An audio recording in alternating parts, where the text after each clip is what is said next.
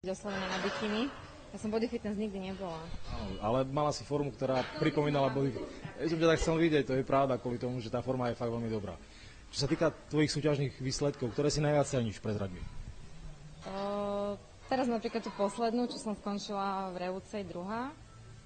Ale samozrejme, keď som prvýkrát konečne držala, už stála na tom povestnom stupni víťazov, som bola tretia v Poprade na Tatranskom pohári, tak to som bola šťastná. Myslím, že tam sme boli aj my, ja som sa tak usmieval, som sa tešil, že konečne je tam aj tá medaila, ale my sme neprišli za tebou kvôli tomu, aby sme hodnotili tvoje výsledky súťažné, ale výsledky ako trénerky. Objavili sa niektoré fotky tvojich zverenky na Facebooku, my sme takisto zverejnili na našej fanpage stránke niekoľko fotografií dievčat, ktoré dokázali úžasnú zmenu. Akým spôsobom ty pristupuješ k tým dievčatám ako trénerka? Keďže som si to celé prežila, viem ukázať, tak som sa naštvala, prihlásila som sa do formy a vyhrala som.